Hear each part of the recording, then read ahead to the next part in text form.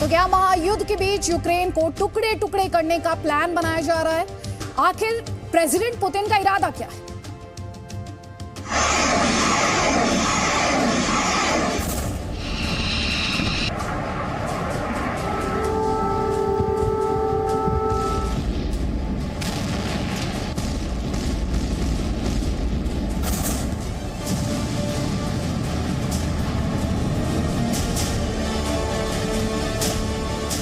टूटेगा यूक्रेन, तब आएगा चैन।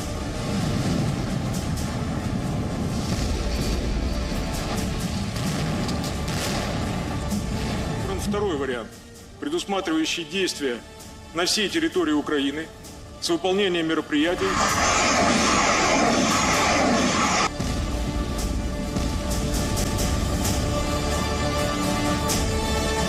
पुतिन का प्रचंड प्रहार, दुनिया में हाहाकार।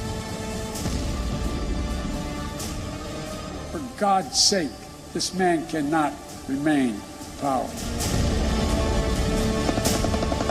ज़ेलेंस्की झुके, पुतिन रुकेंगे।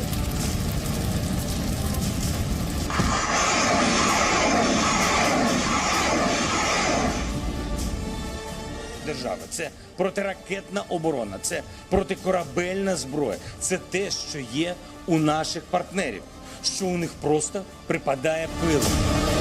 सरेंडर को तैयार ज़ेलेंस्की।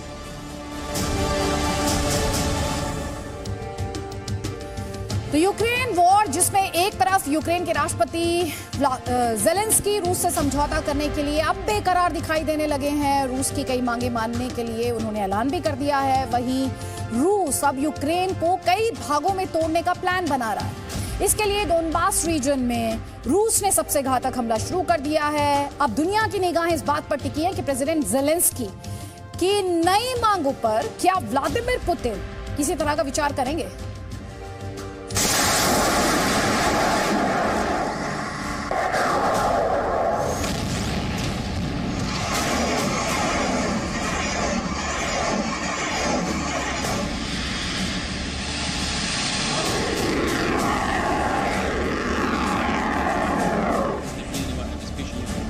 यूक्रेन में महायुद्ध जारी है। जैसे जैसे वक्त गुजरता जा रहा है, यूक्रेन के लिए रूस का मुकाबला करना और मुश्किल होता जा रहा है, क्योंकि ना तो रूस के हथियार और गोला बारूद खत्म हो रहे हैं, ना ही पुतिन का गुस्सा। नतीजा रूस के ऐसे घातक हमलों के तौर पर सामने आ रहा है। ये यूक्रेन के कीव की तस्वीरें हैं, जहां पर रूस ने जोरदार हमला किया है। एक के बाद एक रूस के रॉकेट तेजी से अपने लक्ष्य की तरफ जा रहे हैं और तबाही मचा रहे हैं। यूक्रेन के लिए इन हमलों को रोकना मुश्किल है और इसी का नतीजा तबाही के तौर पर सामने आ रहा है। अब इन तस्वीरों को देखिए। रूस ने यूक्रेन के सैनिकों पर मोर्टार से हमला किया है। ये भीषण हमले यूक्रेन को बड़ा नुकसान पहुंचा रहे हैं।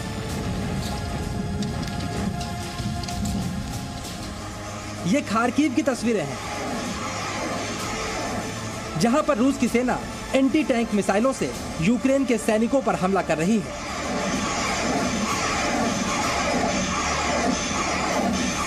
ये चर्निहिव की तस्वीरें हैं, जहां पर रूस का हेलीकॉप्टर गश्त कर रहा है। निगाहें दुश्मनों पर है, जो दिखा वो निशाना बना।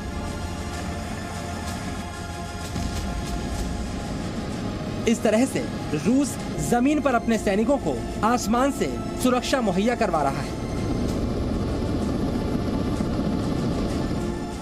अब आप मारियोपोल की तस्वीरें भी देखिए, जहां पर रूस के भीषण हमले के बाद सिर्फ तबाही का मंजर दिखाई दे रहा है। ये पोलैंड से सटे यूक्रेन के लवीव की तस्वीरें हैं, जहां पर रूस ने यूक्रेन के तेल डिपो में ऐसा धमाका किया कि आज तक आग धधक रही है।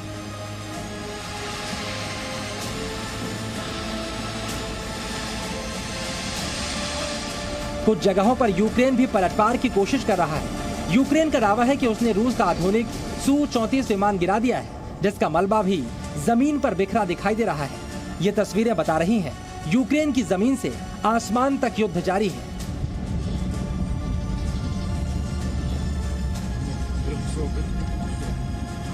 एक महीना बीतने के बावजूद रूस के आक्रमण की धार में कोई कमी नहीं आई है।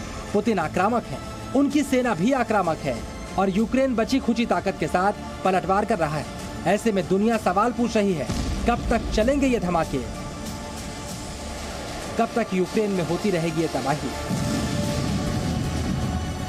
रूस के हमलों से अब ज़ेलेंस्की भी परेशान है और यूक्रेन का खुफिया विभाग उन्हें जो खबर दे रहा है उसके बाद तो ज़ेलेंस्की समझ चुके हैं, जितनी जल्दी युद्ध खत्म होगा यूक्रेन का उतना ही भला होगा। यही वजह है अब ज़ेलेंस्की उन शर्तों पर समझौता करने के लिए तैयार हो गए हैं जिनकी वजह से रूस ने युद्ध का मोर्चा खोला था। इसके अलावा यूक्रेन ने यह दावा भी किया है कि पुतिन का प्लान यूक्रेन को कई भागों में तोड़ना है।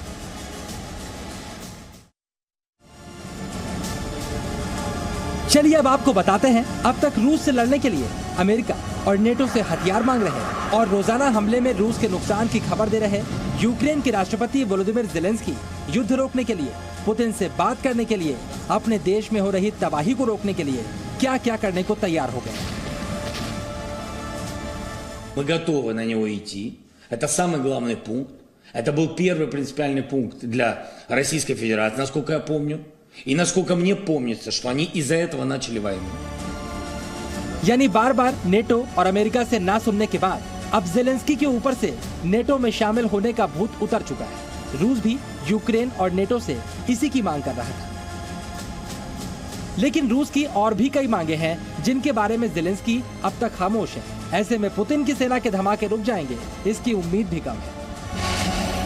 सिर्फ यही एक शर्त नहीं थी, रूस की एक शर्त ये थी कि यूक्रेन तटस्थ रहे, और दूसरी चीज़ ये थी कि यूक्रेन नाटो का सदस्य न बने भविष्य में, और तीसरी चीज़ ये थी कि यूक्रेन कभी भी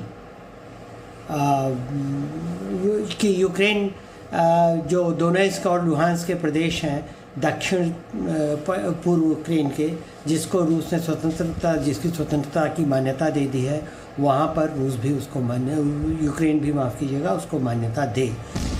चलिए अब आप ये भी समझिए आखिरकार रूस यूक्रेन से क्या क्या चाहता है। रूस अब डोनबास की स्वतंत्रता के एजेंडे पर काम कर रहा है। इसके अलावा यूक्रेन के विसैन्यीकरण और नेटो समर्थित सरकार को हटाने की कोशिश भी जारी है, और अपने इस मकसद की जानकारी व्लादिमीर पुतिन ने जंग शुरू होने से पहले ही दे दी थी। और यूक्रेन वॉर को एक महीना पूरा होने के बाद किंझल और कैलिबर जैसी घातक मिसाइलों के इस्तेमाल के बाद यूक्रेन के कई शहरों को खंडहर बनाने के बाद भी रूस ने ये बात फिर से दोहराई थी। Чтобы не допустить разрушений и минимизировать потери среди личного состава и мирного населения. И хотя такую возможность мы не исключаем, однако по мере выполнения отдельными группировками поставленных задач फिलहाल रूस की ये योजना यूक्रेन के अंदर बड़ा डर पैदा कर रही है। कीव और खार्किव जैसे शहरों में रूस की मिसाइलों के धमाके भले ही कम हो गए हैं, लेकिन अब रूस अपनी ताकत को डोनबास रीजन की तरफ शिफ्ट कर रहा है। और अब जो खुलासा यूक्रेन की तरफ से हो रहा है वो रूस की ताजा कोशिशों से मेल भी खाता है।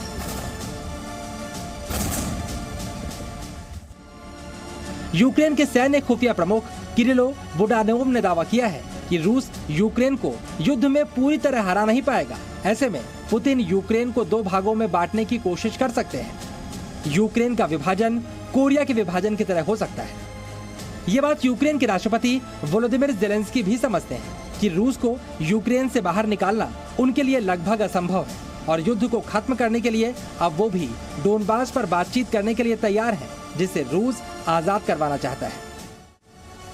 ज़ेलेंस्की सच्चाई जानते हैं कि ताकतवर रूस के सामने उनके देश की हैसियत क्या है, लेकिन सच्चाई ये भी है कि जिस तरह की गोरिल्ला वॉर यूक्रेन के सैनिक वहां की जनता के साथ मिलकर लड़ रहे हैं, यूक्रेन पर कब्जा करने के लिए रूस को बड़ा रक्तपात करना पड़ेगा। और पहले ही दुनिया के सामने यूक्रेन की तबाही को लेकर बदनाम हो चुका रूस शायद इतने रक्तपात का जोखिम ना उठाए। ऐसे में डोनबास पर कब्जे के बाद जनमत सर्वेक्षण के जरिए उसे यूक्रेन से अलग करके रूस इस जंग से सम्मानजनक रूप से बाहर निकल सकता है। जब तक ज़ेलेंस्की ये नहीं कह देंगे कि हम नाटो में शामिल नहीं होंगे और हम तटस्थ रहेंगे और इसका कोई लिखित वो नहीं देंगे, तब तक मेरे ख्याल से रूस की सेना वहाँ से नहीं हटेगी। फिलहाल डोनबास को स्वतंत्र करवाने के लिए रूस की सेना ने अपनी पूरी ताकत झोंक दी है। यहाँ पर रूस और यूक्रेन की सेना के बीच बड़ा युद्ध जारी है और इस इलाके में रूस समर्थित बड़ी आबादी भी मौजूद है, इसलिए गोरिल्ला वॉर यूक्रेन के लिए आसान नहीं। ऐसे में ज़ेलेंस्की के नए प्रपोजल को नजरअंदाज करके आने वाले कुछ दिनों में रूस यहाँ पर और ताकत का इस्तेमाल करेगा, ये भी तय है। Bureau report, ji media. Presenting B News app, available on Google Play and App Store. Download it now.